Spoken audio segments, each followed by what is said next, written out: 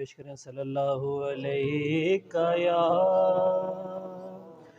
یا رسول اللہ وسلم علیکہ یا حبیب اللہ بآواز بلند صلی اللہ علیکہ یا رسول اللہ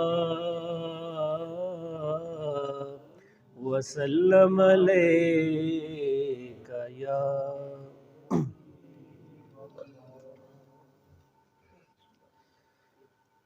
جہاں بھی ہو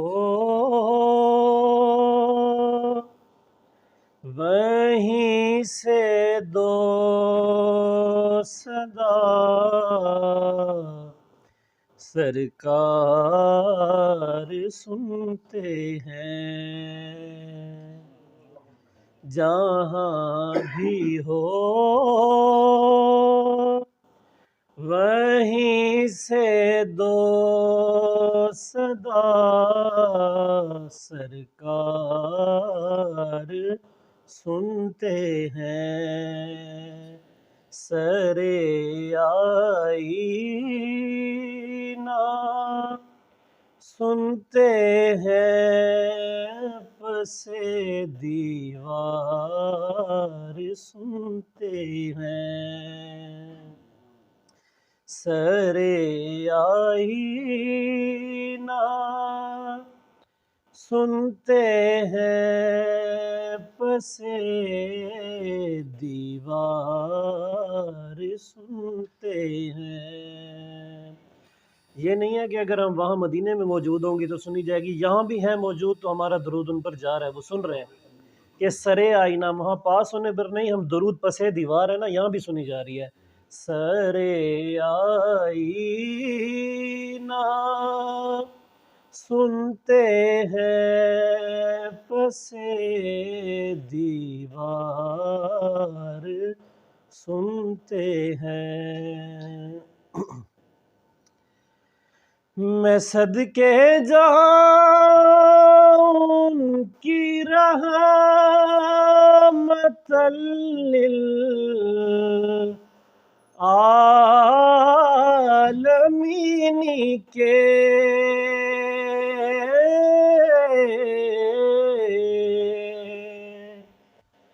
میں صدقے جاؤں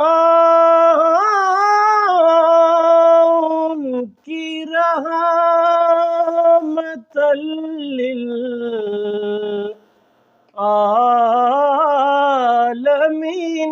کے پکارو چاہے جتنی بار وہ ہر بار سنتے ہیں پکارو چاہے جتنی بار وہ ہر بار سنتے ہیں۔ اور شعر ہے کہ گنہگارو درود والے ہانا بھیج کر دیکھو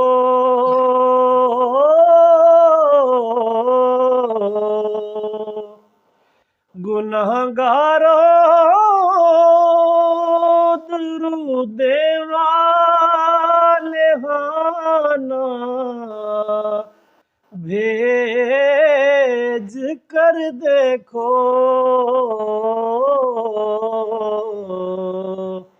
وہ اپنے امتی کا نغمۂ کردار سنتے ہیں وہ اپنے امتی کا نغمۂ کردار سنتے ہیں۔ اور مقطع آخری شعر ہے کہ مظفر جب کبھی محفل میں ان کی نعت پڑھتا ہے،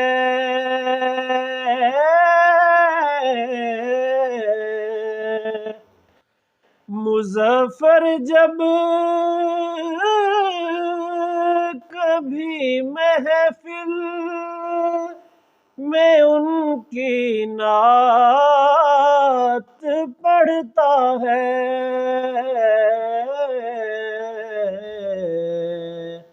میرا ایمان ہے وہ میرے بھی اشعار سنتے ہیں، میرا ایمان ہے وہ میرے بھی اشعار سنتے ہیں، جہاں بھی ہو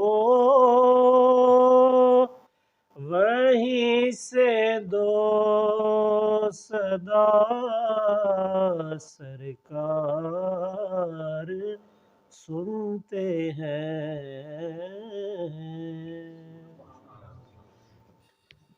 تعارف پہلے میں کروا دیتا ہوں، وہ جو کروایا ویسے تو وہی بہت ہے۔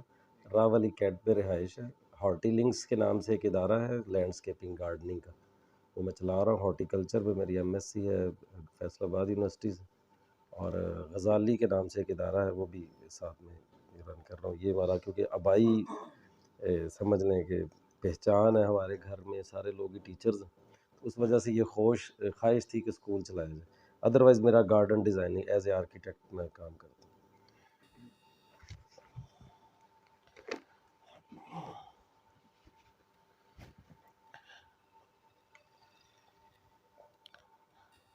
اعوذ باللہ من الشیطان الرجیم، بسم اللہ الرحمن الرحیم، الذین یتبعون الرسول النبی الامی الذی یجدونہ مکتوبا عندہم فی التوراۃ والانجیل یامرہم بالمعروف وینہاہم عن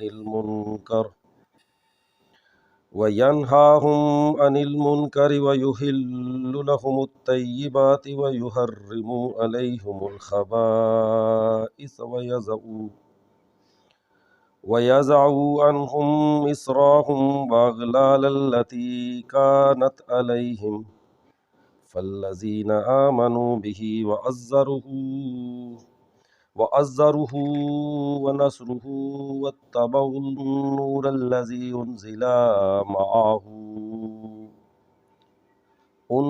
مَعَهُ أُولَئِكَ هُمُ الْمُفْلِحُونَ۔ شروع اللہ کے نام سے جو بڑا مہربان اور نہایت رحم کرنے والا ہے۔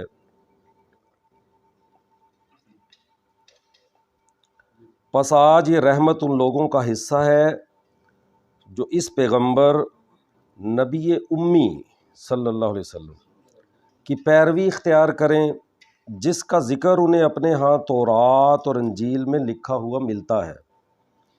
وہ انہیں نیکی کا حکم دیتا ہے، بدی سے روکتا ہے، ان کے لیے پاک چیزیں حلال اور ناپاک چیزیں حرام کرتا ہے، اور ان پر سے وہ بوجھ اتارتا ہے جو ان پر لدے ہوئے تھے، اور وہ بندشیں کھولتا ہے جن میں وہ جکڑے ہوئے تھے۔ لہٰذا جو لوگ اس پر ایمان لائیں اور اس کی حمایت اور نصرت کریں اور اس روشنی کی پیروی اختیار کریں جو اس کے ساتھ نازل کی گئی ہے، وہی فلاح پانے والے لوگ ہیں۔ یہ سورہ اعراف کی ایک آیت ہے 157، یہ 7th چیپٹر بنتا ہے ترتیب کے ساتھ، اور ایک آیت جو ہے میں اس کے ساتھ اور تلاوت کرنا چاہوں گا۔ اعوذ باللہ من الشیطان الرجیم، اِنَّا أَرْسَلْنَاكَ شَاهِدًا وَمُبَشِّرًا وَنَذِيرًا لتؤمنوا باللہ ورسولہ وتعزروہ وتوقروہ وتسبحوہ بکرۃ واصیلا۔ اے نبی صلی اللہ علیہ وسلم، ہم نے تم کو شہادت دینے والا، بشارت دینے والا اور خبردار کر دینے والا بنا کر بھیجا ہے، تاکہ اے لوگو تم اللہ اور اس کے رسول پر ایمان لاؤ اور اس کا ساتھ دو اور اس کی تعظیم و توقیر کرو اور صبح و شام اس کی تسبیح کرتے رہو۔ ان آیات کا جو میں نے سورہ اعراف کی آپ کے سامنے تلاوت کی ہے، اس سے جو پچھلی آیات ہیں اس کو کے بیک گراؤنڈ کو تھوڑا سا دیکھتے ہوئے میں اس کو ساتھ میں لاؤں گا۔ جب حضرت موسیٰ علیہ السلام کا آپ نے مشہور واقعہ سنا ہے کہ وہ اللہ رب العالمین سے کلام کیا کرتے تھے، ان سے ملاقات کے لیے گئے تو پیچھے ایک بہت بڑا فتنہ رونما ہوا۔ اس وقت آ کے وہ سارا معاملہ پورا واقعہ بیان کرنے کی ضرورت نہیں ہے، لیکن اس وقت آ کے انہوں نے جو دوبارہ اپنی قوم میں آ کے گفتگو کی، اس گفتگو کے حوالے سے یہ آیت جو ہے نا وہ یہاں پہ اسی تناظر میں بیان کی گئی، اور تذکرہ کیا کہ تم پر اللہ کی رحمت اس لیے ہے کہ تمہارے درمیان اللہ کا نبی موجود ہے۔ اور پھر اگلی جو بات فرمائی وہ یہ فرمائی کہ ہمارے بعد ایک نبی آئیں گے، ان کا نام بھی اس میں آیا، بلکہ تورات اور انجیل کے اندر کوئی 11 مرتبہ جو ہے وہ نبی پاک صلی اللہ علیہ وسلم کا تذکرہ ہوتا ہے۔ فرمایا کہ جب وہ آئیں گے تو اللہ کی رحمت انہی کے ساتھ ہی مشروط ہو جائے گی۔ اچھا، ایک چیز میری بات سے آپ اتفاق کریں گے کہ دنیا میں جب بھی کوئی دین مذہب آیا، کوئی بھی کسی بھی حوالے سے نبی آئے، کوئی دعوت پیش کی گئی، تو اس کا بنیادی مقصد پورے قرآن میں بھی درج ہے اور آپ کا بھی اندازہ یہی ہے، وہ ایک مقصد سمجھ میں آتا ہے کہ اس انسان کو یہاں پہ بھیجا جائے اور بظاہر نظر نہ آنے والا اللہ جو اس کا خالق اور مالک اور رازق ہے، اس کی پہچان کرائی جائے کہ تم اس زمین کے مالک نہیں ہو، تو اس کے خالق نہیں ہو، پیدا نہیں ہو۔ یہ دوسرے لفظوں میں توحید کا تعارف کروانا، اللہ کا تعارف کروانا، یہ تمام انبیاء کا بیسک موٹیو تھا جس کی وجہ سے وہ کام کرتے تھے۔ اچھا، آج دنیا کے اندر 5.5 بلین پیپلز ایسے ہیں جو اسلام سے منسلک نہیں ہیں، لیکن ان میں سے بھی 5 بلین پیپل ایسے ہیں جو اللہ کو مانتے ہیں، یعنی کہ نبیوں کا تو مقصد پورا ہو گیا نا۔ لیکن آپ اور میں اس بات پر اتفاق کرتے ہیں کہ وہ سارے کے سارے جہنمی ہیں، وہ فلاح نہیں پائے، وہ کامیاب نہیں ہوئے۔ جب اللہ کو وہ جانتے ہیں، مانتے ہیں، تو پھر آخر کیا وجہ ہے کہ ہم اس کی توحید کو نہیں مانتے؟ اللہ رب العالمین نے نبی اکرم صلی اللہ علیہ وسلم کو لانے کے بعد اس بات کے لیے شرط قرار دے دی کہ اب کامیابی کا اگر کوئی تعلق ہوگا تو صرف لا الہ الا اللہ سے نہیں ہوگا، جب تک کہ محمد رسول اللہ صلی اللہ علیہ وسلم،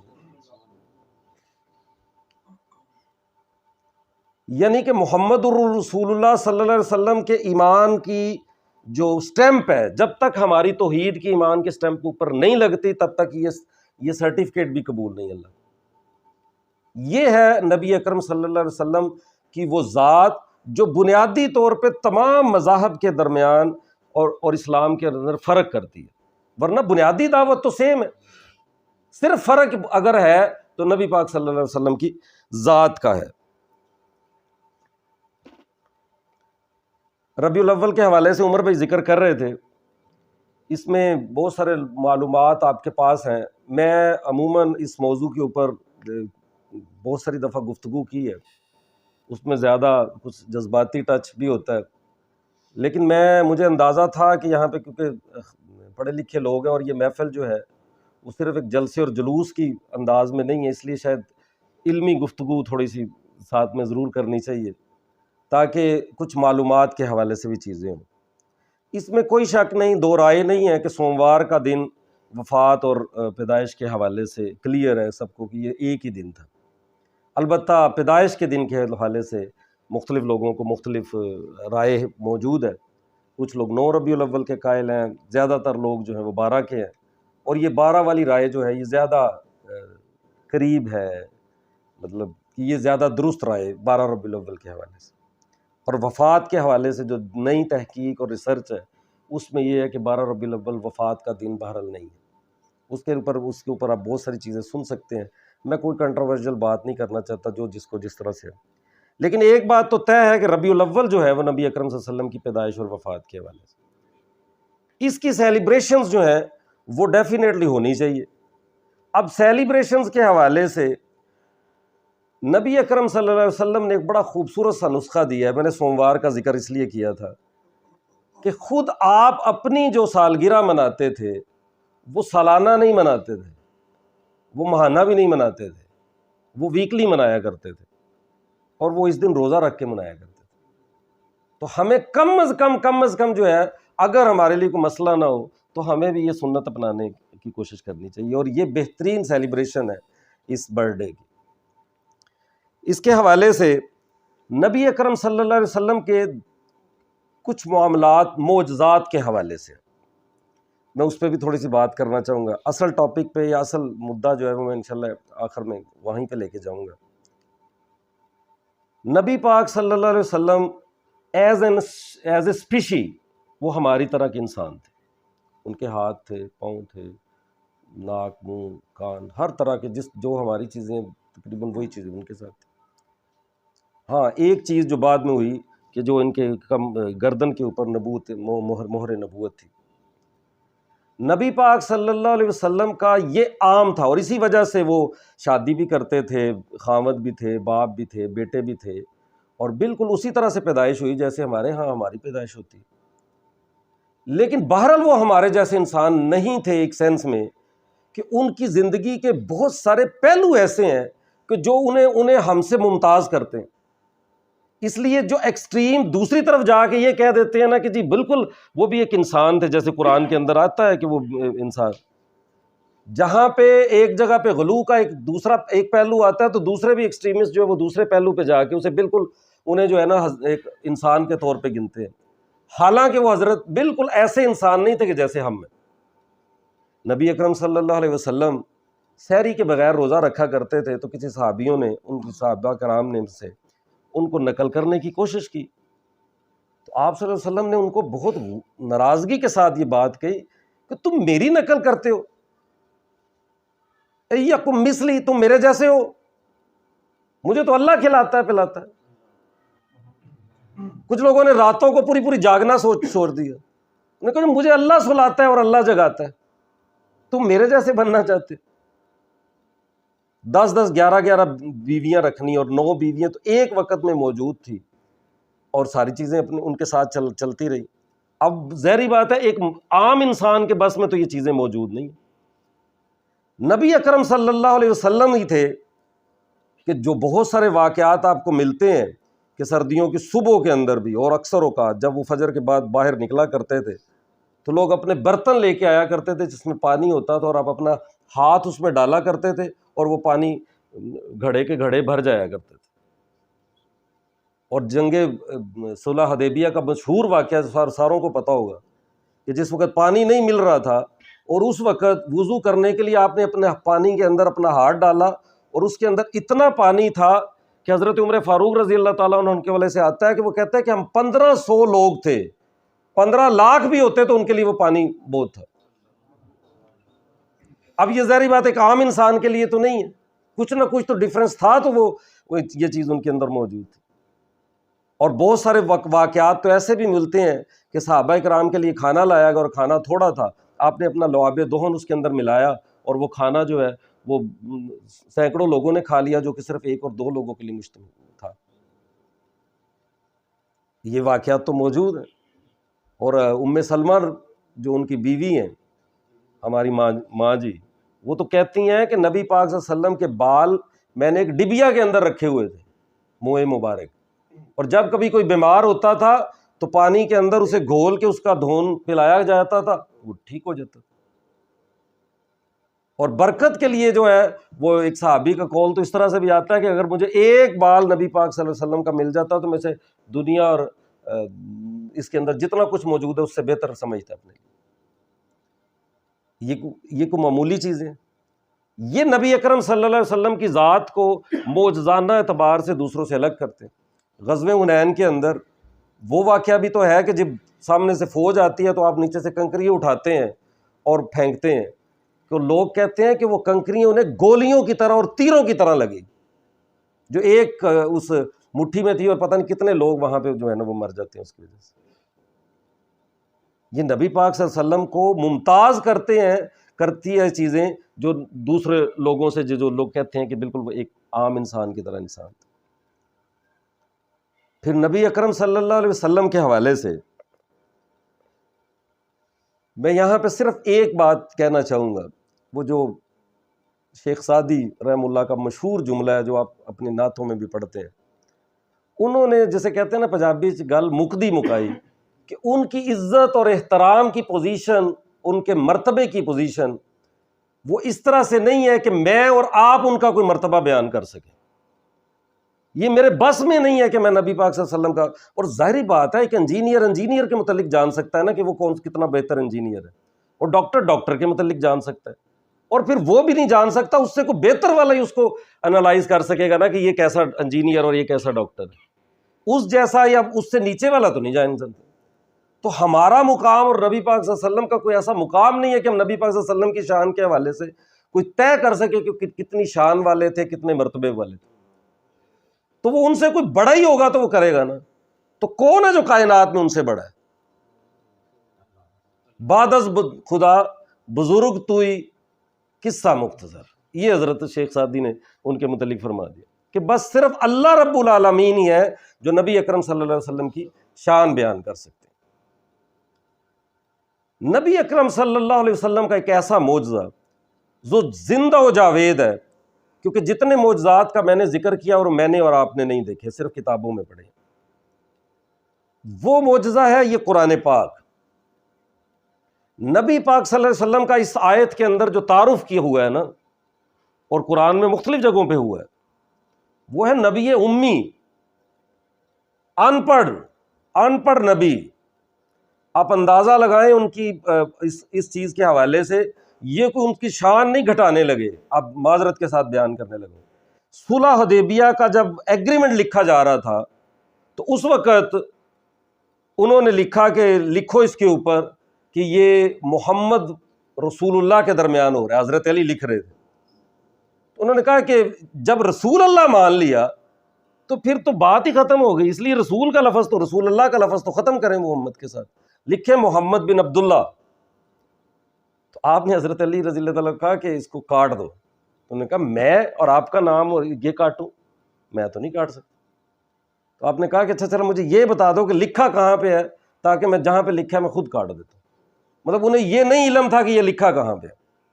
یہ ہے نبی اکرم صلی اللہ علیہ وسلم کا وہ معجزہ کہ جن کے زبان سے پھر یہ قرآن نکلتا تھا، اور اتنی فصیح و بلیغ زبان اور اتنے زبردست جملے کہ جس کا مقابلہ، حالانکہ یہ مکہ جو ہے یہ وہ شعراء کی زمین تھی، یہاں پہ بہت سارے لوگ ایسے موجود تھے جو پڑھے لکھے تھے، اور بڑا ان کے دور دور تک ان کے مشاعرے ہوا کرتے تھے۔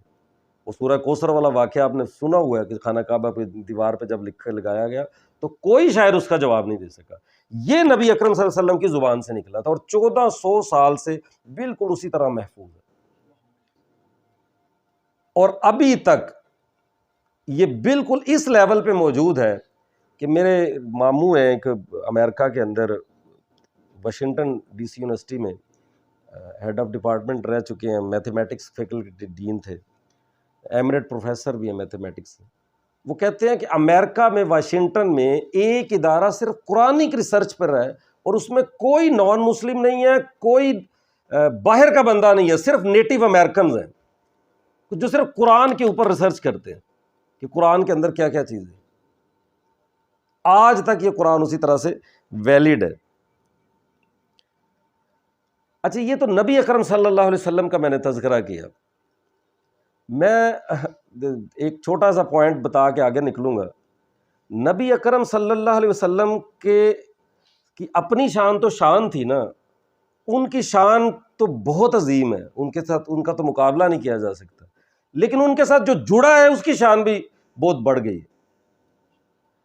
مکہ کے اندر ایک شخص تھا، جس کا کچھ 7 فیٹ ہائٹ ہوگی، اس دروازے سے شاید نہ گزر سکتا ہو، 45-46 کا سینہ ہوگا، بڑا شملہ اوپر رکھتا تھا، سفید کپڑے پہنتا تھا، اور مکے میں آنے والے باہر کے لوگ اس کے صرف رنگ اور روپ اور اس کے قد کاٹ سے اس کو پہچان لیتے تھے کہ یہ چودھری ہے کوئی پنڈ کا،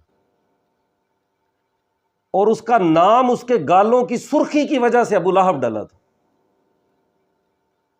یہ وہ تھا جو نبی اکرم صلی اللہ علیہ وسلم، شاتم رسول جسے کہہ سکتے ہیں، گستاخی کیا کرتا تھا، اور اس کے متعلق روایات میں آتا ہے کہ یہ جب مرا تھا تو اس کے بچوں نے مرنے سے کچھ دن پہلے اسے کمرے میں بند کر دیا تھا ایک بیماری کی وجہ سے، دروازے کو نیچے سے کاٹ کے کھانا اندر بھیجا کرتے تھے، اور مرنے کے کچھ 6-7ویں دن جب سمیل اٹھنی شروع ہوئی تو تب جا کے انہیں پتہ چلا، اور باہر سے چوڑوں چماروں سے اس کی میت کو اٹھا کے تو گاربیج کے اندر، روڑی کے اندر پھینکا گیا تھا۔ یہ وہ جو لالوں سے چمکتا تھا، جو قد کاٹ والا تھا، جو پنڈ کا چودھری تھا، جو عزت والا تھا، اسی کے مقابلے میں ایک شخص وہ بھی تھا جس کے ہونٹ موٹے تھے، جس کے بال کنگھریالے تھے، جس کی آنکھیں چھوٹی تھی، جس کا چوڑا ناک تھا، کالا سیاہ رنگ تھا، دیکھنے کو دل نہیں کرتا تھا، وہ نبی اکرم صلی اللہ علیہ وسلم سے جڑتا چلا جاتا ہے۔ اور معراج کے حوالے سے نبی اکرم صلی اللہ علیہ وسلم خود فرماتے ہیں کہ جب میں جنت میں چل رہا تھا تو میرے سامنے آگے کسی کے چلنے کی آواز آ رہی تھی، تو پوچھا جبرائیل سے، تو فرمایا کہ آپ کے وہ غلام ہے جو زمین پہ چلتا ہے بلال، تو اوپر جنت کے اندر اس میں قدموں کی چھاپ آتی ہے۔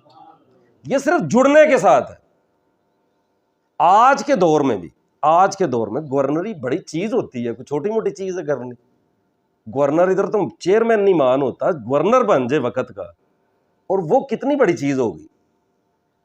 جو نبی پاک صلی اللہ علیہ وسلم کے حوالے سے ایک چھوٹی سی بات کرتا ہے، ان کے قانون کے حوالے سے، اس کے جنازہ پڑھانے کے لیے لوگ نہیں ملتے، 2 مولوی استعفیٰ دیتے ہیں، تیسرے کو گن پوائنٹ کے اوپر اس کا جنازہ پڑھوایا جاتا ہے جس میں 10 لوگ ہوتے ہیں، اور گلی محلوں میں پولیس والے گزرنے والوں کو لوگ چھلڑ کے نام سے جانتے ہیں۔ اسی طرح کا ایک چھلڑ، میں صرف تمثیلاً بات کر رہا ہوں، ایک فرد اٹھتا ہے اور نبی پاک صلی اللہ علیہ وسلم سے اپنا تعلق جوڑتا ہے۔ کتنے پولیس والے ہیں اس پاکستان کے اندر جنہیں آپ نہیں جانتے، لیکن ممتاز قادری کو آپ سب جانتے ہیں۔ لیاقت باغ میں جنازہ ہوتا ہے اور فیض آباد تک جنازہ ہی جنازہ ہوتا ہے، تل دھرنے کی جگہ نہیں تھی۔ نبی پاک صلی اللہ علیہ وسلم سے تعلق جڑتا ہے نا، تو شان دے کے ورفعنا لک ذکرک بات کر لیں۔ کتنے گلوکار ہیں، کچھ بڑے بھی بیٹھے ہیں، مہدی حسن کو تو سارے جانتے ہوں گے، کب مرا تھا کسی کو نہیں پتا، کتنے لوگ اس کے جنازے میں تھے کسی کو نہیں علم۔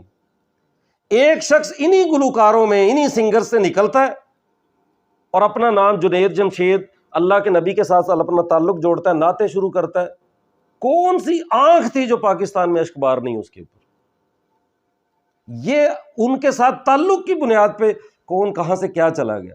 جرمنی کے اندر کتنے لوگ ایسے ہیں جنہوں نے پی ایچ ڈی کی، میرا نہیں خیال یہاں پہ بیٹھا کوئی بندہ یہ بتا سکتا ہے اپنے عزیز کے علاوہ کہ مجھے پتا ہے کہ جرمنی میں سے کتنے لوگوں نے پی ایچ ڈی کی، اور میں فلاں فلاں بندوں کو جانتا ہوں۔ پی ایچ ڈی بڑی ڈگری ہے، لیکن ایک بندہ جو پی ایچ ڈی کرنے جاتا ہے اور وہاں سے پی ایچ ڈی کر کے نہیں آتا لیکن ایک اور ڈگری لے کے آتا ہے، اس ڈگری کی بنیاد پہ پورا پاکستان کیا پورا مسلم ورلڈ اسے جانتی ہے۔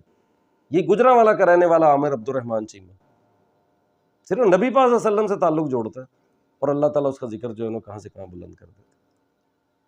گلی محلوں کے اندر تاش کھیلنے والا، سگریٹ پینے والا، پان کھانے والا، ایک عام سا اوباش سا لڑکا جسے آپ غازی علم دین کے نام سے جانتے ہیں، آج 100 سال ہو گئے ہیں اس کو، ابھی تک اس کا نام جو ہے وہ لوگوں کے ذہنوں میں، صرف نبی پاک صلی اللہ علیہ وسلم کے تعلق سے۔ تو یہ ان کے ساتھ اگر تعلق ملتا چلا جاتا ہے تو آپ اندازہ لگا لیں کہ کیا پوزیشن۔ لیکن محبت کی جو پوزیشن ہے وہ ہماری جو تو بالکل ہی مختلف ہے نا۔ مجھے وہ کراچی کے ایک ہیں، عمر بھائی جانتے ہوں گے، عنایت اللہ خان صاحب، ان کے ایک 2 شعر اس موقع پہ یاد آتے تھے کہ تیرے حسن خلق کی ایک رمق میری زندگی میں نہ مل سکی، میں اسی میں خوش ہوں کہ شہر کے در و بام کو تو سجا دیا، میں تیرے مزار کی مدحتوں ہی میں مگن رہا، میرے دشمنوں نے میرے وطن کے اندر خزاں کا جال بچھا دیا. کہ میں وہ محبت نبی پاک صلی اللہ علیہ وسلم سے کرتا ہوں کہ جو وہ محبت خود اپنے آپ سے بھی پسند نہیں کرتا. اگر کوئی باپ جس کا بیٹا اسے 10 دفعہ آئی لو یو بولے صبح سے لے کے شام تک، اور اس کے بعد وہ اپنے بیٹے کو کہہ دے کہ مجھے پانی لا کے دو، اور وہ پانی لے کے آنے کے لیے تیار نہ ہو، اور اگلی 6 دفعہ پھر کہنے کے لیے تیار ہو گیا آئی لو یو، تو وہ باپ جو اس سے پتہ بھی ہے کہ آئی لو یو کا مطلب کیا، وہ بھی اسے تھپڑ مارے گا. یہ کون سی محبت ہے کہ جس کی خاطر آپ ایک پانی کا گلاس لانے کے لیے تیار نہیں؟ نبی پاک، مجھے وہ مولانا مودودی رحمہ اللہ کا ایک قول ہے کہ میں نبی پاک صلی اللہ علیہ وسلم کے لیے مرنے کے لیے تیار ہوں، لیکن میں نبی پاک صلی اللہ علیہ وسلم کے لیے جینے کے لیے تیار نہیں.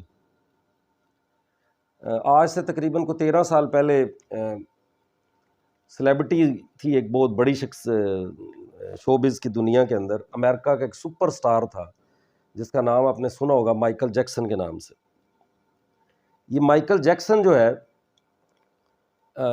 آپ کو شاید علم ہو، یہ بلیک ہے بیسیکلی، یہ نیگروز جو بڑے کنگریالے بال اور یہ سارا کچھ. اچھا، اس نے اپنی ساری زندگی جو ہے شہرت کی ساری بلندیاں بلیک ایز اے بلیک حاصل کی ہیں. مطلب اس کے کلر کی بنیاد پہ اسے شہرت نہیں ملی. اسے جتنی شہرت ملی ہے وہ ساری کی ساری اپنی سنگنگ کی وجہ سے ملی تھی. اس نے بریک ڈانس کو جو ہے وہ متعارف کروایا جو پہلے موجود نہیں تھا، اور اپنے بہت سارے اس دور میں اس کا نام تھا. مائیکل جیکسن کی 5 کروڑ کاپیز جو ہے نا، اس کی جو کیسٹس اس وقت ہوتی تھیں وہ بکتی تھیں، ایک کہہ لیں کہ جب آتی تھی فوراً 5 کروڑ کاپیز بک جایا کرتی تھی، اتنا نام تھا اس کا.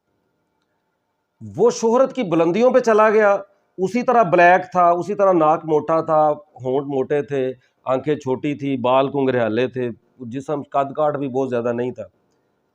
اسے ایک لڑکی سے پیار ہوتا ہے.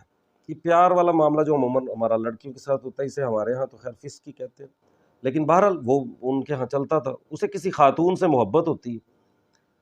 اس خاتون سے محبت کی عالم یہ تھا کہ اس نے سرجنز کے پاس جاتا ہے اور سرجنز کو وہ تصویر دکھا کے کہتا ہے کہ جس طرح کی یہ لڑکی ہے اس طرح کا میرا حلیہ بنا دے. وہ گوری تھی، اس کی چمڑی تک مائیکل جیکسن نے اپنی ادھڑوا لی، پوری نئی سکن لگوائی، ناک کاٹ کے چھوٹا کیا گیا، باریک کیا گیا، ہونٹ اوپر سے کاٹ کے چھوٹے ہونٹ لگائے گئے. اس نے اپنے دانت بدل دیے، سارے دانت نکلوا دیے، نئے دانت لگوائے، اور اپنے بال اتروا کے نئے بال لگوائے. جو مائیکل جیکسن کی ریئل تصویر جو آج کل چلتی ہے، یہ دیکھتے ہوں گے آپ، وہ تصویر آپ دیکھ لیں اور نیٹ پہ چاہ کے اس کی جو گرل فرینڈ کے نام سے اس کو دیکھیں تو وہ سیم پکچر لگتی ہے. گرل فرینڈ میں اور اس میں کوئی فرق نہیں. یار یہ دنیاوی ایک چھوٹی سی محبت ہے جس کے لیے ایک بندہ اپنی ساری چیزیں وہ دھیڑ کے رکھ دیتا ہے اور اس کے جیسی اپنی شکل بنا لیتا ہے. میری نبی پاک صلی اللہ علیہ وسلم سے ایسی محبت ہے کہ میں تو ان کے جیسے شکل بھی بنانا نہیں پسند کرتا. پتہ نہیں میری کتنی زیادہ محبت ہے ان سے کہ میں نبی پاک صلی اللہ علیہ وسلم کی طرح اپنے آپ کو بنانا بھی پسند نہیں کرتا. یہ بھی نبی پاک صلی اللہ علیہ وسلم کے حوالے سے. اب ان کے میں اس آیت کی طرف آتا ہوں. ان کے کچھ حق تھے جو اس آیت کے اندر بیسیکلی ذکر ہوئے ہیں. وہ 3 بنیادی حق ہیں، میں ان پہ بات کروں گا. ایک دوسرا حصہ چھوٹا سا اینڈ پہ اگر ٹائم ملا تو میں اس کو بھی ذکر کر دوں. ایک حق ہے یہ ہے کہ اس میں آیت میں فرمایا گیا کہ ایمان لاؤ اس نبی کے اوپر جو میں نے آپ کے لیے بہت بڑی نعمت دی ہے، جس کی میں نے ساری تمہید بھی باندھی، اس پر ایمان لے کے آؤ. ایمان کی دو طریقے ہیں ہمارے ہاں جو چلتے ہیں. ایک قانونی ایمان ہے جسے اقرار باللسان کہتے ہیں، زبان سے کلمہ پڑھنا. اس میں کوئی بندہ بھی آپ یہ نہیں کہہ سکتے کہ یہ مسلمان نہیں ہے. جس نے کلمہ پڑھا وہ مسلمان ہے، وہ شناختی کارڈ پہ لکھا جائے گا کلیئر. لیکن ایک دوسرا ایمان ہے جو اللہ کو مطلوب ہے، وہ ہے تصدیق بالقلب، یعنی کہ اپنے دل سے جو ہے نا اس کی تصدیق بھی کرے. اس کے حوالے سے نبی اکرم صلی اللہ علیہ وسلم نے 3 احادیث جو ہے نا وہ بیان کی ہیں. ویسے تو بہت ساری ہیں لیکن میں صرف اسی حوالے سے ایمان کی شرط کے حوالے سے چیزیں بتانے لگا. نبی پاک صلی اللہ علیہ وسلم نے فرمایا تم میں سے کوئی شخص بھی اس وقت تک مومن نہیں ہو سکتا جب تک کہ میں اسے اس کی اپنی ذات سے، اس کی اپنی جان سے، والدین سے، اولاد سے اور پوری دنیا سے بڑھ کر محبوب نہ ہو جائے۔ اور محبوب جو ہے، حضرت عمر فاروق رضی اللہ تعالیٰ عنہ کا مشہور واقعہ ہے کہ جب اللہ کے نبی نے حضرت عمر فاروق رضی اللہ تعالیٰ سے پوچھا کہ عمر مجھ سے کتنی محبت کرتے ہو، تو آپ نے بتایا کہ میں تو ساری دنیا سے محبت کرتا ہوں، بڑھ کر محبت کرتا ہوں۔ دوبارہ پوچھنے پہ فرمایا کہ اپنی جان سے بھی، 1 منٹ کے لیے توقف کیا اور کہہ دیا کہ میں اب سے اپنی جان سے بھی زیادہ محبت کرتا ہوں۔ فرمایا اب تمہارا ایمان مکمل ہوا۔ ایمان کی یہ بنیادی شرط ہے محبت، ایسے نہیں ہے کہ فارمیلٹی ہے کہ آپ صرف اللہ کے نبی سے پیار کریں۔ محبت رسول اللہ صلی اللہ علیہ وسلم یہ ایمان کی بنیادی شرط ہے۔ اور پھر ایک جگہ پہ فرمایا تم میں سے کوئی مومن نہیں ہو سکتا کہ جس کی شرارتوں سے اس کے ہمسائے محفوظ نہیں۔ اب ہم ایمان دیکھ لیں کہ یہ وہی ایمان ہے جو نبی پاک صلی اللہ علیہ وسلم سے محبت کے حوالے سے ہے۔ دوسری طرف یہ بھی فرمایا کہ جو اپنے ہمسائے کو تکلیف پہنچاتا ہے اس کا اندر ایمان نہیں ہے۔ اور ایک اور بات جو اہم بات ہے جو تیسری حدیث میں آتی ہے، آپ صلی اللہ علیہ وسلم نے فرمایا تم میں سے کوئی شخص مسلم مومن نہیں ہو سکتا جب تک کہ وہ اپنی تمنا، اپنی خواہش، اپنی پسند کو اس کے مطابق نہ کر دے جو میں لے کے آیا ہوں، یعنی کہ شریعت کے مطابق، یعنی کہ وہ اپنے آپ کو اس لیول پہ نہ لے آئے جب تک کہ وہ اپنی خواہشات میں بھی وہی خواہش رکھے جو اس کے اندر ہے۔ اور محبت کا عالم ان لوگوں نے جو ان سے سمجھا تھا، ان کی پوزیشن تو یہ تھی کہ حضرت جعفر طیار رضی اللہ تعالیٰ عنہ کے والے سے آتا ہے کہ جب ان کو کفار مکہ پھانسی پہ چڑھانے لگے، موت دینے لگے، تو اس وقت انہوں نے کہا کہ تم تو اس وقت سمجھ رہے ہوگے کہ نبی پاک صلی اللہ علیہ وسلم میری جگہ ہوتے ہیں، ان کی وجہ سے میری جان جانے لگی۔ اس نے کہا کیسی بات کر رہے ہو، اس موت کے بچ جانے سے کہ بدلے میں یہ بھی گوارا نہیں کرتا کہ نبی پاک صلی اللہ علیہ وسلم کو کوئی کانٹا چبھے۔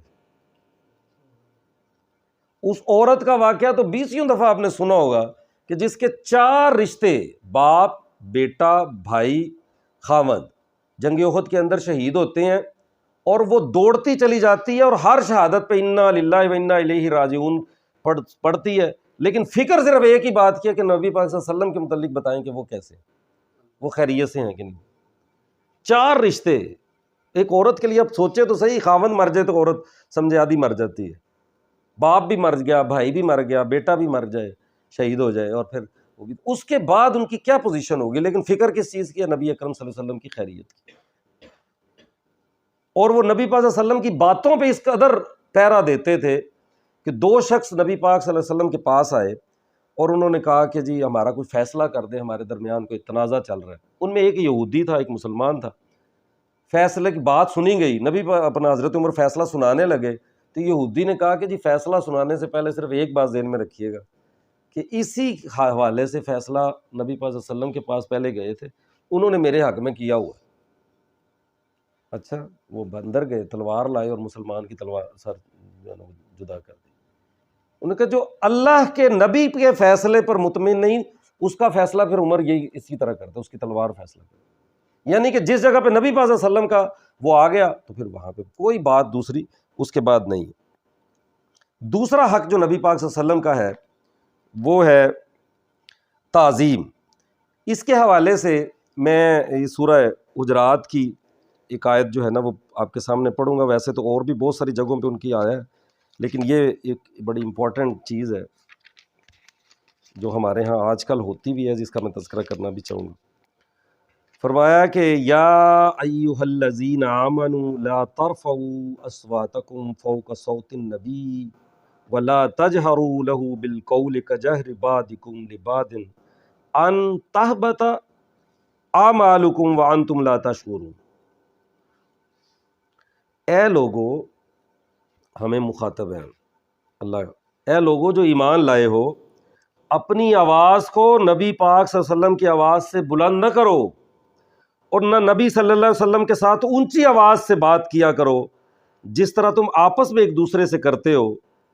اگلا جملہ سنیں، کہیں ایسا نہ ہو کہ تمہارا کیا کرایا سب غارت ہو جائے اور تمہیں خبر بھی نہ۔ اب نبی پاک صلی اللہ علیہ وسلم کے حوالے سے آپ اندازہ لگائیں کہ نبی پاک صلی اللہ علیہ وسلم کے صرف بات اونچی کرنا یہ اتنا بڑا فعل ہے کہ میں نے چوری کوئی نہیں کی، میں نے ڈاکہ کوئی نہیں مارا، میں نے شراب کوئی نہیں پی، میں نے زنا نہیں کیا، میں پورا ایماندار آدمی ہوں، 5 وقت کا نمازی بھی ہوں، سارا کچھ کرتا ہوں، روزے رکھتا ہوں، حج کیا ہوا ہے، اور میرے سارے کے سارے اعمال غارت ہو جائیں گے اسی بات پہ کہ نبی پاک صلی اللہ علیہ وسلم کی بات وہاں سے ہوں گے۔ اب آپ کہیں گے کہ یار یہ تو اس وقت کے لیے تھا، اب تو ہمارے پاس نہیں۔ اس کی سارے علماء آج کے جتنے بھی اہل علم لوگ ہیں انہوں نے اسی بات کو اس کے حوالے سے نکالا ہے کہ جب بھی کہیں پہ کوئی بات ہو رہی ہو اور نبی اکرم صلی اللہ علیہ وسلم کا تذکرہ آ جائے، وہ حدیث آپ بعد میں بے شک کنفرم کرتے رہیے گا، لیکن اگر کوئی نبی صلی اللہ علیہ وسلم کی بات کہہ دے تو اس وقت فوری طور پہ خاموش ہو جائے، چپ کر جائے کہ اب نبی صلی اللہ علیہ وسلم نے بات کر دی، اب مجھے اس کے اوپر کوئی بات اور نہیں کرنی چاہیے۔ یہی تعظیم ہے، اور یہی جو ہے نا وہ تیسرا نقطہ ہے اور اہم نقطہ ہے اور آخری نقطہ ہے، یہ میں انشاءاللہ 5 منٹ کے اندر اس کو ختم کروں گا۔ فرمایا کہ مدد کرو۔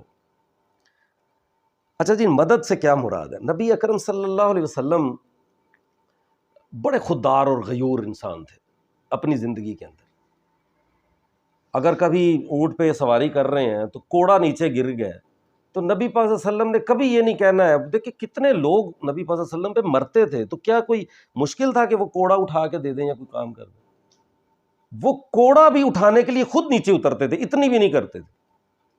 اور ہجرت کے وقت والا واقعہ تو بڑا ہی دردناک ہے نا، کہ جس وقت سارے لوگ چلے گئے، نبی اکرم صلی اللہ علیہ وسلم اور حضرت ابوبکر صدیق رہ گئے، اور نبی پاک صلی اللہ علیہ وسلم تو جا نہیں سکتے تھے جب تک کہ اللہ کا حکم نہ ہوتا، اور جو ہی حکم ملا دوپہر کے وقت آپ چادر لپیٹ کے سر پہ چھپتے چھپاتے حضرت ابوبکر صدیق رضی اللہ تعالیٰ کے گھر میں آتے ہیں اور کہتے ہیں کہ ابوبکر حکم ہو گیا، اجازت مل گئی ہے، چلو۔ وہ بڑے خوش ہوئے، اور اس وقت انہوں نے نا اپنے چاؤ میں اپنا نا ایک آفر دی بڑی خوشی کے ساتھ، کہ فرمایا کہ میں نے نا 2 اونٹنی ہیں، پچھلے 2-3 سال سے پال رہا ہوں، بڑی تگڑی قسم کی اونٹنی ہے، وہ میں نے اسی دن کے لیے رکھی ہوئی ہے، ایک میرے لیے ایک آپ کے لیے، یہ میری طرف سے گفٹ ہے۔ آپ صلی اللہ علیہ وسلم نے فرمایا لے لوں گا لیکن اس کی قیمت ادا کروں گا۔ آپ رونا شروع ہو گئے۔ انہوں نے کہا کہ نہیں، میں بغیر پیسے کی اونٹنی نہیں لے سکتا۔ اتنے غیور اور خوددار تھے۔ نبی اکرم صلی اللہ علیہ وسلم سے مدد کا مطلب کیا ہے کہ آپ نے نبی صلی اللہ علیہ وسلم کی کون سی مدد کرنی؟ دیکھیں نبی اکرم صلی اللہ علیہ وسلم کی کے متعلق عام طور پہ خوبی بیان کی جاتی ہے کہ آپ خاتم النبیین تھے۔ اچھا، خوبی کے زمرے میں کچھ حد تک تو یہ بات ٹھیک ہے، لیکن اگر ہم دیکھیں کہ حضرت آدم سے نبوت کا سلسلہ چلا اور چلتے چلتے چلتے ایک نبی پہ ختم ہو گیا جو ہمارے نبی صلی اللہ علیہ وسلم تھے، تو اس میں کوئی کمال والی بات تو نہیں، کسی نبی پہ تو انہیں اس سلسلے کو ختم ہونا تھا، تو نبی صلی اللہ علیہ وسلم اگر ختم ہو گیا تو خاتم النبیین ہوئے، تو یہ کون سا کمال ہے؟ یہ کمال نہیں ہے۔ کمال کیا ہے؟ کمال یہ ہے کہ نبی پاک صلی اللہ علیہ وسلم نے، اللہ تعالیٰ نے جو سلسلہ بنایا تھا نبوت کا، وہ یہاں سے شروع کیا تھا اور کام بڑھاتے گئے بڑھاتے گئے بڑھاتے گئے بڑھاتے گئے، اور اسلام کو اور دین کو جو عروج دیا، جس پہ جا کے اینڈ کر دیا، وہ نبی اکرم صلی اللہ علیہ وسلم کی ذات ہے۔ یعنی نبی پاک صلی اللہ علیہ وسلم نے نبوت کے سلسلے کو ختم کیا ایک عروج کے اوپر، اور وہ عروج یہ تھا کہ نبی پاک صلی اللہ علیہ وسلم کا قرآن میں 3 مرتبہ یہ ذکر ہوا ہے، اور ان کی خوبی کے ساتھ کہ آپ آئے کس لیے تھے۔ وہ ہے هو الذی ارسل رسولہ بالہدی ودین الحق لیظہرہ علی الدین کلہ ولو کرہ الکافرون، اور کچھ جگہ پہ آتا ہے وکفی باللہ شہیدا، سورہ توبہ کے اندر، سورہ صف کے اندر، اور سورہ فتح کے اندر، 3 جگہ پہ ذکر ہے۔ یہ بنیادی ٹاسک تھا، بنیادی مشن تھا جو نبی پاک صلی اللہ علیہ وسلم، تبلیغ اپنی جگہ پہ اہم ہے، باقی چیزیں اپنی جگہ پہ اہم ہے، لیکن اصل مشن تھا نبی پاک صلی اللہ علیہ وسلم کا، وہ یہ تھا کہ آپ اس چیز کو پورے ادیان پر غالب کر کے سسٹم آف لائف کے طور پر، اور یہ بنیادی چیز ہے جس کے تحت رہ کے آپ زندگی کو، آپ نبی صلی اللہ علیہ وسلم کے جس دور میں آئے ہیں، قبائلی زندگی بن چکی تھی، بادشاہت بن چکی تھی، انسان کا غلام بن گیا تھا، اور سسٹم ہمارا جو نظام ہے یہ اس کا بالکل ابتدائی مرحلہ تھا جب نبی صلی اللہ علیہ وسلم آئے۔ اسی لیے آج بھی قرآن اور حدیث میں سے ہر حدیث اور قرآن آیت مل جاتی ہے، کسی بھی موقع پہ آپ منطبق کر لیں، یعنی کہ آج دنیا کا کوئی ایسا مسئلہ نہیں جس کے اوپر قرآن اور حدیث سے رہنمائی نہ ملتی ہو. کیوں؟ اس وقت وہ بیسک چیزیں شروع ہو چکی تھی جو آج ہمارے پاس ایکسٹریم میں موجود ہیں. تو اس وقت نبی پاک صلی اللہ علیہ وسلم آئے اور انہوں نے یہ سلسلہ کیا. سسٹم بن جائے تو ساری نیکی آسان ہے, سسٹم برا ہو. آپ رمضان دیکھ لیں, رمضان کے اندر نیکی آسان ہوتی ہے, بدی مشکل ہوتی ہے. سارے لوگ, بڑے اہم لوگ جو ہے غلط کام کرنے والے بھی اچھے کام کر رہے ہوتے ہیں, سسٹم بن گیا ہوتا ہے. اگر ملکوں کے اندر بھی اسی طرح سسٹم بن جائے نیکی کا تو ظاہر بات ہے نیکی آسان ہو جائے گی, بدی مشکل ہوگی. یہ وہ اقامت دین کا کام تھا جو نبی پاک صلی اللہ علیہ وسلم تھا, جس میں اللہ تعالیٰ خود فرما رہے ہیں کہ نبی پاک صلی اللہ علیہ وسلم کی مدد کرو. یہ ہے وہ بنیادی مدد جو مجھے اور آپ کو نبی پاک صلی اللہ علیہ وسلم کے حوالے سے کرنی ہے. اور اسی کے حوالے سے میں صرف 3 گواہیاں جو ہے نا وہ میں نے آپ کے سامنے پیش کرنی ہے. میں ایک میں آپ کو گواہی دیتا ہوں. دیکھیں, دوست تو دوست کی گواہی دیتا ہی دیتا ہے. مطلب میں اگر عمر بھائی کے متعلق کہوں تو تعریفیں ہی کروں گا نا, ان کی خامیاں نہیں بیان کروں گا. لیکن مجھے کسی ایسے بندے کے متعلق تعریف کرنی پڑے جو میرا دشمن ہے تو کیا میں اس کی کیسے تعریف کر پاؤں گا؟ تو نبی پاک صلی اللہ علیہ وسلم کی تعریف وہ ہے جو اس کے دشمن بھی ان کے کرتے تھے. 1920 کے اندر جو ہے وہ ایک یہیں پہ ہمارے ایک جو یہ لینن ہے, اس کا ایک بیسٹ فرینڈ تھا جسے M.N. رائے کے نام سے تاریخ کے اندر جانا جاتا ہے. وہ یہاں پہ لاہور کے اندر ایک تقریر کے اندر کہتا ہے کہ اس ہسٹری آف ہیومن ہسٹری کے حوالے سے وہ سیمینار تھا, اس کے اندر آن دی ریکارڈ چیز ہے, یہ کیمونسٹ ہے, یہ اللہ کے, یہ اسلام کو نہیں مانتا. اس نے کہا کہ اللہ کے نبی نے جو کام کیا ہے دنیا کی تاریخ میں نیور ایور کبھی کسی نے ایسی مثال کوئی نہیں ہے جو انہوں نے کام کیا. اور دوسری مثال مائیکل ہارٹ, جس نے ابھی 100 موسٹ انفلوئنسنگ پیپل کے حوالے سے یا افیکٹو پیپلز کے حوالے سے کتاب لکھی ہے. اس نے اپنا جملہ لکھا ہے نبی پاک صلی اللہ علیہ وسلم کو پہلے نمبر پر قرار دیتے ہوئے. فرمایا, اس نے کہا کہ جی نبی پاک صلی اللہ علیہ وسلم دا اونلی مین کہ جس نے سپریم سکسیس حاصل کی ہے both in the religious and the secular field of the life. ہر دنیاوی زندگی کے اندر بھی اور مذہبی زندگی کے اندر بہترین کامیابی اگر کسی شخص نے حاصل کی ہے تو نبی, جسٹ 23 ایئرز میں. تیسرا بندہ, تیسری گواہی, یہ بہت بڑا شاتم رسول تھا, اس کے حوالے سے ہے A.H.G. ویلز. اس نے خطبہ حجۃ الوداع کے اندر جو ایک جملہ تھا بڑا مشہور کہ کسی گورے کو کسی کالے پر اور کسی کالے کو کسی گورے پر کوئی فوقیت حاصل نہیں ہے سوائے تقویٰ کے. اس جملے کے اوپر اس نے کہا, اس نے نبی صلی اللہ علیہ وسلم کی بہت گستاخیاں کی ہیں. اس نے جملہ بولا, ذرا جملہ سنیے گا, اس کا ایک کتاب ہے concise history of world. Although the sermons of the human fraternity, freedom and equality were said before also, and we have lot of sermons and Jews, but it must be accepted that it was Muhammad sallallahu alaihi wasallam who for the first time in history established its society on that principle. کہ ہم نے حضرت عیسیٰ علیہ السلام کی تعلیمات کے اندر بڑی چیزیں سنی ہیں, مساوات ہونی چاہیے, فلاں ہونا چاہیے, اب ہماری ایتھکس کی کتابوں کے اندر بھی بڑی چیزیں لکھی ہیں, لیکن یہ محمد صلی اللہ علیہ وسلم واحد آدمی تھا جنہوں نے اپنے اس اصول کے مطابق ایک معاشرہ ڈیولپ کر کے دکھایا تھا. اس نے بھی یہ گواہی دی تھی. تو یہ بنیادی چیز تھی, اور یہی وہ مدد ہے جس کا ایک تذکرہ سورہ الحدید کے اندر 25 نمبر آیت کے اندر بھی آتا ہے, جہاں پہ لوہے کا ذکر ہوتا ہے کہ اللہ تعالیٰ نے اسباب کی دنیا بنائی ہے, ہمیں یہ طے کرنا ہے کہ اس اسباب کی دنیا میں ہم کس کی سائڈ پہ ہیں, بتاؤ تم کس کا ساتھ دو گے. ایک طرف ہے رحمان, ایک طرف ہے شیطان غالباً, اس طرح کے کچھ اشعار بھی ہیں. تو یہ وہ بنیادی چیز تھی. بس آخری بات یہی ہے کہ نبی اکرم صلی اللہ علیہ وسلم دنیا کی وہ واحد شخصیت ہیں جن کا ایک ایک لمحہ جو ہے نا وہ ریکارڈڈ ہے. جب کوئی USB نہیں تھی, جب کیمراز نہیں تھے, جب چیزیں نہیں تھی, آپ اندازہ لگائیں وہ کھاتے کیا تھے, ان کے مینیو تک جو ہے ہمارے پاس موجود ہے, ان کے کپڑے تک موجود ہے. حضرت عائشہ سے چھوٹی عمر میں شادی کرنے کی بہت بڑی وجہ یہ تھی کہ عورتوں کے مسائل سارے کے سارے جو ہیں وہ کیونکہ بڑی ذہین اور فتین خاتون تھی. اور حضرت عائشہ کے حوالے سے نبی صلی اللہ علیہ وسلم نے فرمایا کہ عائشہ جو رات کے اندھیروں میں دیکھو دن کے اجالوں میں بیان کر دو. ایک ایک چیز رات کو بیوی کے ساتھ کس طرح سے معاشرہ ہے وہ بھی ہمیں احادیث میں ملتی ہے. ہر چیز محفوظ ہے. کدو پسند تھے, گوشت کے کھانے والے میں گوشت کا کون سا حصہ پسند تھا, کھاتے کس طرح تھے، پیتے کس طرح تھے، سوتے کس طرح تھے، جاگتے کس طرح تھے، سرما، کنگھی، ایک ایک چیز محفوظ ہے۔ یقین کریں نہ کسی عیسائیت کے اندر نہ دنیا کے کسی اور شخص کے حوالے سے ایسا کوئی ریکارڈ موجود نہیں۔ تعریفیں بہت ساری ہیں، بہت ساری تعریفیں، لیکن اتنا ڈیٹیلڈ کمپریہنسو ہر چیز موجود ہے۔ اب میرا اور آپ کا کام، آخری چیز جو یہ ہے وہ اتباع ہے۔ وہ جو میں نے دوسری آیت پڑھی تھی وہ یہ تھا کہ ہم اللہ کے نبی کی اتباع کریں۔ اتباع ہے کہ فٹ پرنٹس پہ چلیں، پورے نقشے پہ عمل کریں، ایک ایک چیز جو ہے، اور یہی وہ بنیادی چیز ہے کہ جس کے حوالے سے یہ بنتی ہے کہ ہم اللہ تعالیٰ سے محبت کرتے ہیں۔ 7 پورے بج گئے ہیں جی، صرف ایک شعر سن لیجئے، اور یہ مجھے بڑا پسند تھا کہ کائنات حسن جب پھیلی تو لامحدود تھی، اور جب سمٹی رسول پاک ہو کر رہ گئی۔ صدق اللہ وما علینا الا البلاغ۔ الحمدللہ رب العالمین والعاقبۃ المتقین والصلاۃ والسلام علی رسولہ الکریم۔ اہدنا الصراط المستقیم صراط الذین انعمت علیہم غیر المغضوب علیہم ولا الضالین۔ ربنا آتنا فی الدنیا حسنۃ وفی الآخرۃ حسنۃ وقنا عذاب النار۔ ربنا ظلمنا انفسنا وان لم تغفر لنا وترحمنا لنکونن من الخاسرین۔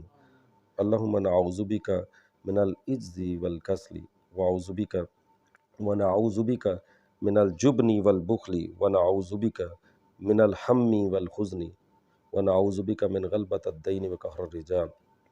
اللہم اکفنا بحلالک عن حرامک واغننا بفضلک عمن سواک۔ یا رب لک الحمد کما ینبغی لجلال وجہک وعظیم سلطانک۔